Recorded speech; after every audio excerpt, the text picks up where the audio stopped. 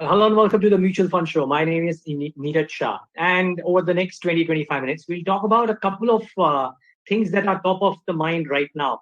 So both our guests have been on the show a couple of times in the past. Actually, Gaurav has been with us a couple of times. Probably Bajpai, who's the other guest, has been with us once before. And I think we're trying to talk about an analytical topic and a behavioral topic, if you will. That's how I would try to classify today's show. The analytical topic is how people go about chasing what's happened in the near past and how it might be akin to throwing a dart if I'm not getting Gaurav's analogy wrong.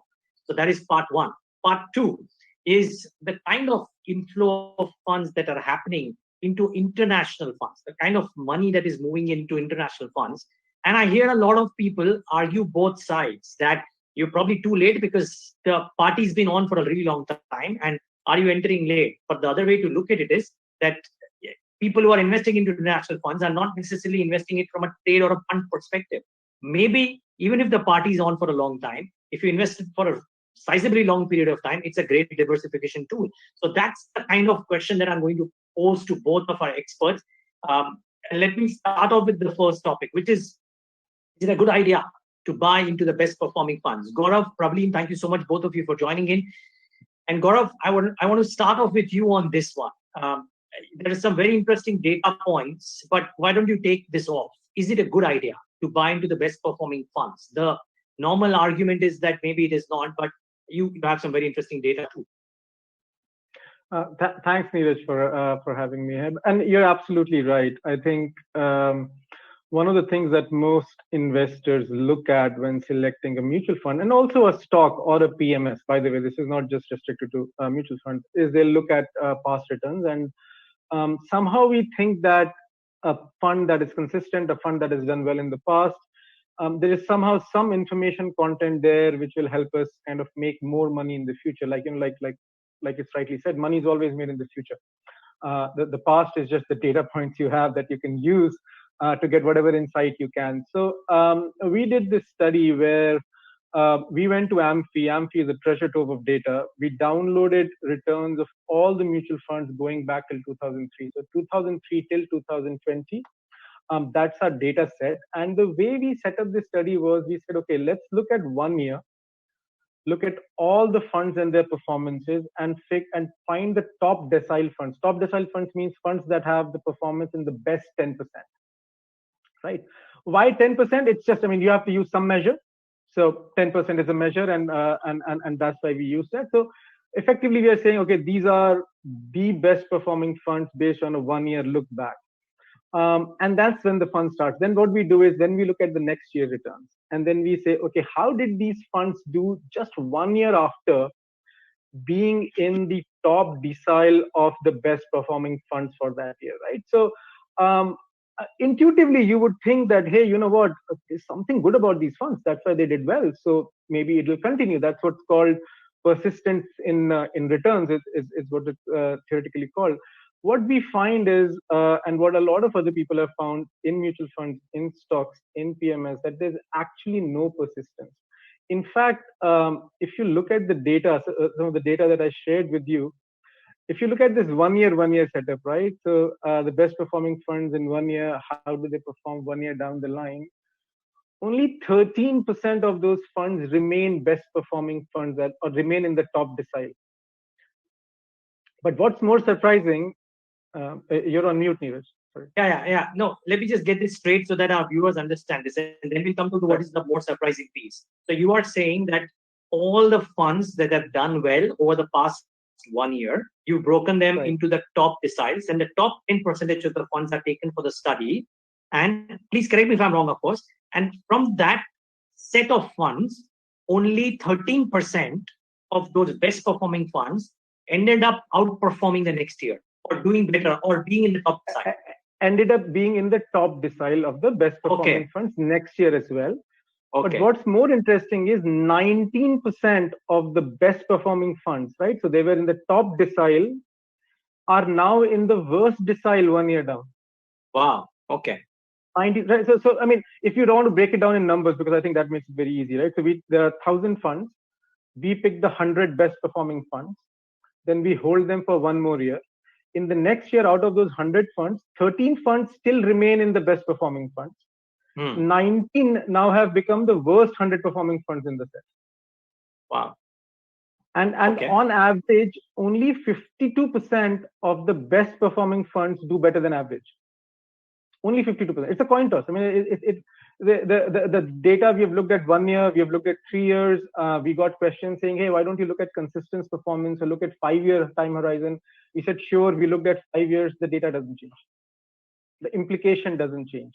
Interesting. So you are essentially, and then I'll get in probably in this discussion as well, Gaurav, but you are essentially debunking a whole halo around funds putting out their performance metrics and people looking at their performance metric and saying that, hey, this fund has done so well for 3 years, maybe they're doing something right. Let me go out and park a large share of my money there. There is no guarantee that that fund will do well. It's counterintuitive, but it seems to be true.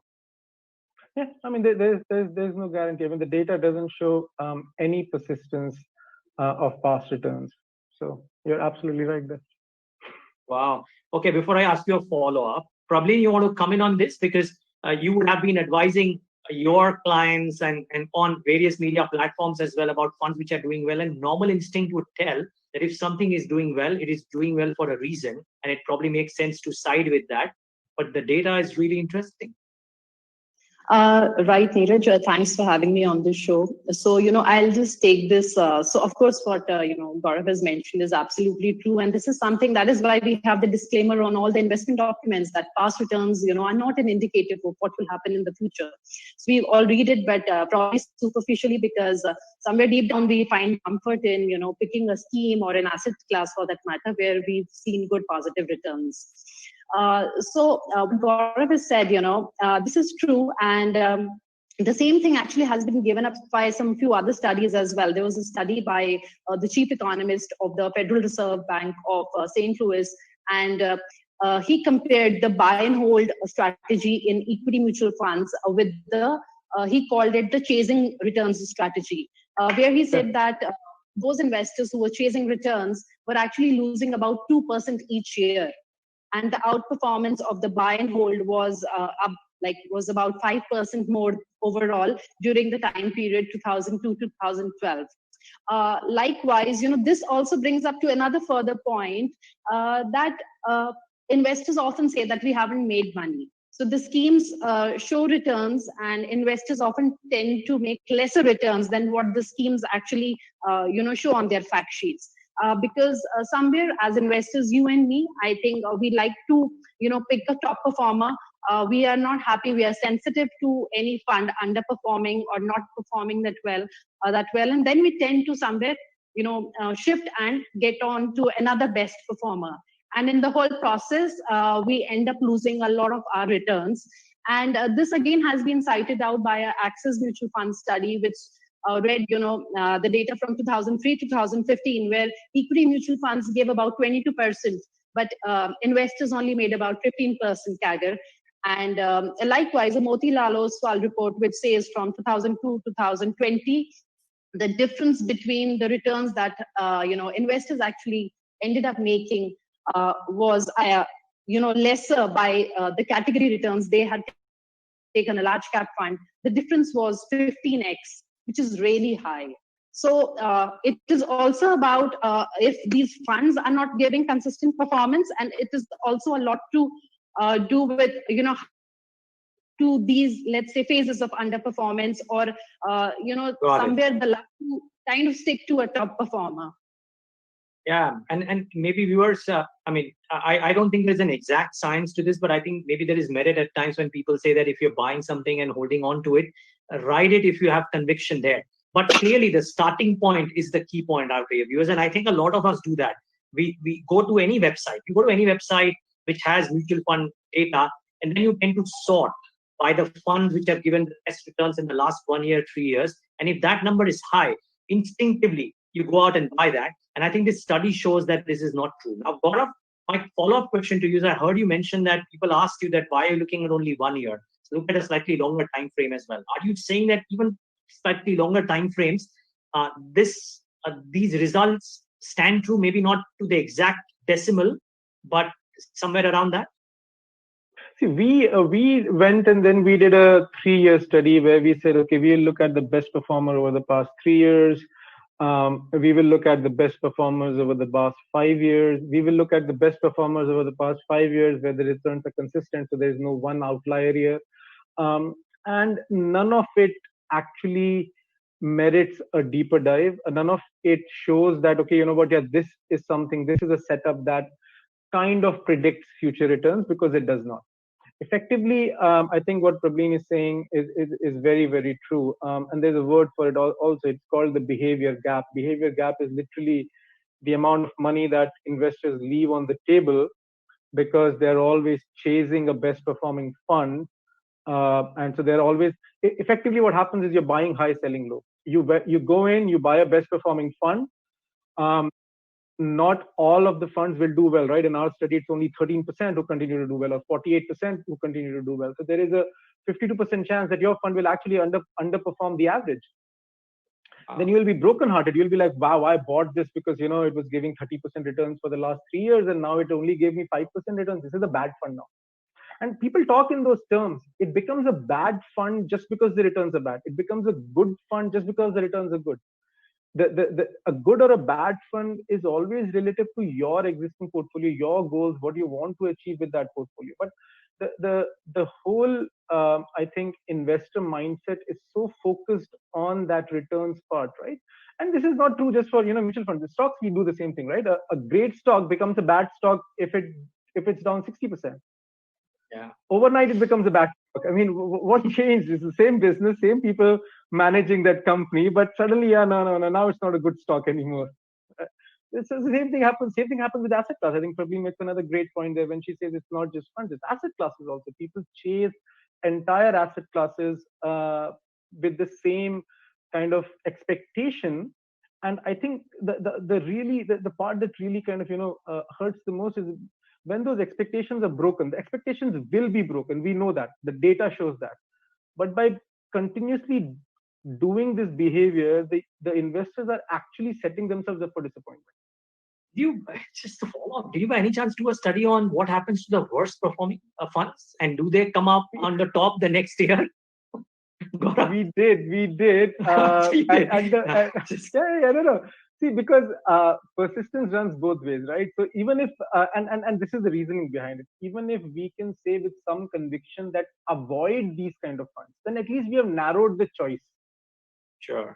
Right. So if I can say with some conviction that avoid the bottom 20% of the funds, then come on, okay, you know, instead of 100 funds, now you have 80 funds to look at. I mean, still equally hard, but slightly easier, right? So we look at the worst performing funds, and I think we did that as a 5-year study, which is what we posted.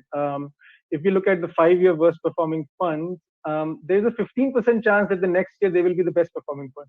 Wow. Okay. Or in the top decile, they'll move from the worst decile to top decile. So it's a coin toss. I mean, like, seriously. Wow. So then probably let me put you guys in a talk. Why does any of my viewer why do any of the viewers need this show, need Gaurav, need Prableen or anybody else? I might just go throw a dart and pick a fund because it almost is as likely to be successful as a well-researched strategy, maybe. Okay. Sorry, Prableen, go ahead. Okay, I'll just add something here, Neeraj, because in the first question you had asked me, you know, what my experience from the investor returns was, what I've seen. So few of my clients, you know, who had very old portfolios, which I was not even in business then, and they had just shown me, or they moved with us.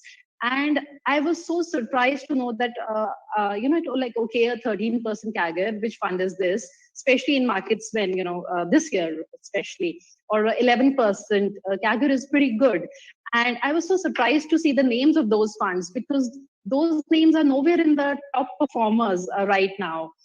So it's interesting to see, I think, how the whole dynamic, you know, it's played out of the top performers, because equity as an asset class is meant to move up in a non-linear, you know, manner.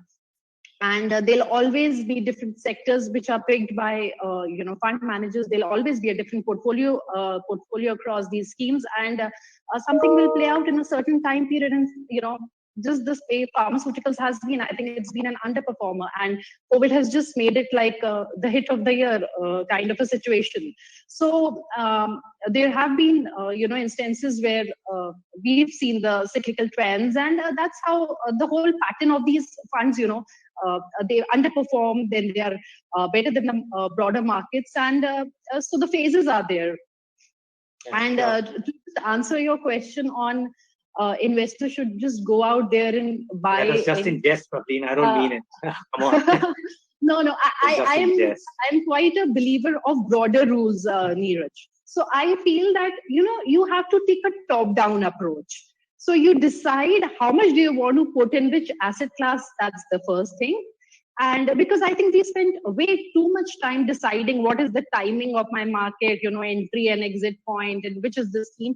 I think way too much time is spent on that. We don't really spend much time on which asset class to buy. So once you've decided which asset class to buy, within that, which product or which instrument do you want to buy? So if you say within equity, I'm not going with direct stocks, I'm going with equity mutual funds. Within equity mutual funds, you decide, I need a mid cap, I need a large cap, I need a multi cap, or whatever, or an international fund. And broadly, I think you can just always use these as filters, but you don't have to pick the top performer for sure. I feel it's good to go with a middle order. That's one of my rules. I follow that. Okay, interesting. The final say on this thing, and then of course we'll move on to the other topic too. But Gaurav, I was asking in jest. Of course, I'm sure there is a reason why people would want, professional help to some extent. And I think the classic example that I give is back until 2018, mid 2018, everybody thought that for debt funds you don't need an advisor. It's just simple. You park the money, you get a fixed return. And suddenly we know that in the last 24 months, the most important category to analyze has been the debt funds, right? But here's my thing then, Gaurav. If indeed study shows that it's almost like a coin toss, how does one go out and choose the right fund? Is it a method of what is apt for the portfolio? Is it a method of how does one forecast whether this fund that I'm choosing will give me an X return which might be better than what the benchmark is giving? Is there a way to predict that, or it's almost impossible? See, predicting which fund is going to outperform is very, very hard, right? Funds have specific purposes, and you have to understand very well why you're buying into a fund, right? Whether you're buying into it for as a speculation or you're buying into it as an investment. So let's assume it's an investment goal. Let's assume it's an investment goal. If it's an investment goal, the simplistic way to think about all of this, at least in my mind, is this: do you have an edge to know better than everyone else that this pharma fund will do better, right? So I think what people always conflate is, and especially in sector funds, this is more pronounced. What people always conflate is that first they think that they can choose a better manager. Somehow they have this belief that I can select a better fund manager, which again, the data doesn't show that it's possible.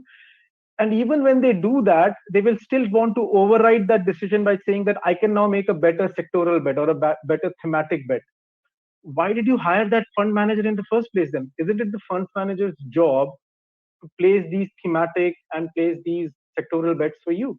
So from an end investor's perspective, the question boils down to this: how much time do you want to spend doing this? Right? You want to spend 9 hours doing this, then then you're a professional investor. And then you want to build that edge. You want to build an informational edge, or you want to build a behavioral edge where you're doing things which are slightly different than the rest of us. Then be my guest. Have a portfolio that has multiple fund options and churn it, but it's based on some thought process, right? But if you're not a professional management and or a professional investor, then it's always better to have a really simplistic portfolio that serves your needs and actually prevents you from these behavioral biases, because they are going to eat into your returns. I mean, some of the numbers that Praveen said, right? They are based on Indian data, Axis Mutual Funds, it's a 5% behavior gap year on year. Yeah, those are pretty powerful numbers. Yeah, they are. At some point of time in the next 2-3 months, Gaurav, when we do a show together again, I would love to use your website as an example, and I would want to ask you, what should somebody who's logging into Kuvera.in and wants to do direct investments do to choose fund? Let's try and do that in 3 months from now or 2 months from now. Sure. Just to I mean, see. our answer will be simple. I just use a goal planner and have a recommended portfolio, which is index heavy to begin with. So. Sure, no, but still, because a lot of people are doing this, right? Sure. If people are actually logging in, say, for example, to this show or any other show, and then they're logging into direct platforms, if they're going about selecting the funds with the very basic mistake of just sorting them by the returns, then it's a classic error which they should avoid. But anyways, viewers, we can go on and on with this, but I think we need to move to the other topic too, which is also really important because in a way, it's probably an extension of what we just spoke about. Or maybe it is not, it is behavioral bias. And do the returns and do the talk of how global markets are doing so well, is that leading people to invest into international funds? Is that a right strategy? And even if it is, are people approaching that in the right fashion? Probably. You have some thoughts here. What have you observed? What is the data suggesting? And are you kind of suggesting this to your clients too? Right, Dheeraj. So to begin with, I think if we see the current inflows into international funds, we all would just conclude that it's because of the markets doing better than the Indian markets. So I went back and I saw that at how different time periods NFOs were launched in the international equity space in India. So we had the first NFO in 2004. Then we had a lot of NFOs in 2007-8, and then it was, the global crisis time period 8-9. Then we had few of them in 11-12, 14. Till then, we had a lot of these. The maximum number of funds were launched till 2014. 2015, we just had one NFO. And 2016 and 17, we didn't have any NFO in this space, as far as my information goes. And 2018 was the time around, I think, October or November, when Motilal came up with the FOF for their NASDAQ 100 ETF. So that was 2018 end. And then came 2019, which was one fund from, again, a bigger fund house, which is ICICI. They had a Global Advantage Fund. And 2020, we saw 2 NFOs in this space. Now, if we look at the inflows, the net inflows into this segment, what does that tell us? So I just went through the data for 2017, 18, 19, and 20, the net monthly inflows. So 2017 onwards, it was people moving out of this space month on month. So there was a negative figure starting from the February of 2017 till about April of 2018. May 2018 onwards, the figures were in positive, low figures, and we saw better inflows, but continuously positive inflows from May 2018 through 2019 and 2020. So it would be wrong to conclude that it's just 2020. Of course, the figures have become slightly more robust during this year. But I think, Neeraj, it has also a lot to do with the spread of information and awareness. Not every person is aware about geographical diversification and investing internationally. And when these NFOs are launched, which we've seen in this year and in last year, and there is a lot of awareness created by the AMCs around these products. You call them on your shows. There is so much information in print media, and these schemes are discussed. And I think that is one very important point, which probably has struck with a lot of investors who actually feel that, okay, we haven't done that till now. We haven't added an international fund till now. And now I would like to believe that they are able to understand the merit of adding an international fund or, diversifying geographically. And it's not just based on the past returns, and are wanting to do it. And that is why we've seen good numbers, good inflows. So it's really minuscule when you compare with the broader markets. Also, I feel 2 funds, Parag Parekh. It's been a really talked about fund, but it's not an FOF. It is just investing about, primarily in India. 35%, yeah. But again, when such funds are also discussed, how is it that Parag Parekh was holding up and all the other Indian equity funds were, giving returns in negative? Because it has a part of its allocation to the US and other markets. So I think all these discussions just make that point very clear that there is merit, and I'm just hoping that now investors who are entering are coming with the mindset that it is for geographical diversification, because whether it is Indian equities or it is US equities or any other markets, Neeraj, the ground rules don't change. It is Of course, they equity don't. at the end of the day. They are. And just before I get in Gaurav in this conversation, probably just one quick follow-up. Now, to high net worth individuals who've been around in the equity markets and investing in funds for a long time, geographical diversification is probably a must-do. My question to you is, for people who are new in this game, or people who do not have a very large investment portfolio in funds any which ways, should one start diversifying into global funds from the word go? Or is it something that you advise should happen after a bit of a lag, after testing the waters, and after building some corpus size? So I feel, Neeraj, that if you're coming to even the Indian equity markets, you have to understand the very nature of how equities work, right? It will always be a non-linear growth. If you understand that, and you understand hold for any counterpart, even overseas or in the West, till then you are okay with, just picking a small, giving a small allocation of your overall portfolio to an international fund as well, even right from the beginning, till the time you don't consider that that is totally an insulated, part of your portfolio and will never go down or things like that. The basic element remains the same, that its volatility will be there, its equity, the basic nature will not change, be it any market. Okay. Gaurav, what's your experience been at Kuvera? Has the influx of money to your platform into international funds of various geographies really gone up? And do you reckon, as a behavioral aspect or otherwise, that it's a good thing to do? Right. So, okay. Is it a good thing to do? So, totally here with what Prableen says, right? I think international diversification is important. It is a currency hedge. And as the country becomes more affluent, there will be a lot of people who would want to send their kids for education abroad or for vacations abroad. So having some of that expenses already being planned for in that currency is not bad. Is it good? The other big reason is, right, India is about 3% of MSCI global, right? So as an investor, as an Indian investor, just because you happen to be born in India, for you to have 100% exposure to equity doesn't make any sense. The question that comes is that, what's happening now, is this a serious asset allocation play where people are understanding these concepts, people are understanding that, okay, there is a diversification benefit or is this something which is purely driven by, hey, NASDAQ is up, whatever, 30, 70, 80%, whatever it is in the past 6 to 9 months. And the truth lies somewhere in the middle. I think there are investors who are realizing that there are benefits of international diversification. As Prableen rightly mentioned, there are now also tools available, right? There are low-cost mutual funds. There are direct equity float platforms which are also low-cost that allow you to do that. So even if you have a small portfolio, you can still easily have a 10 to 15% allocation to international equity just by buying that, fund of funds, or buying that ETF, or buying that fund, direct investment fund.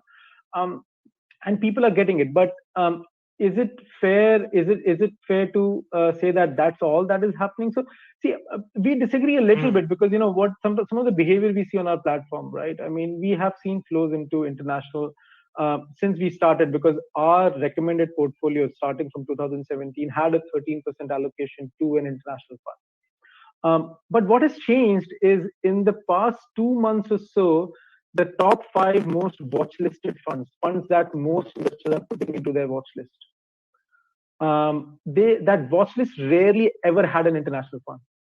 In the past 3 months, or in the past 2 months to be more exact, at least 3 of those 5 funds tend to be international funds. So in a way, discoverability goes up.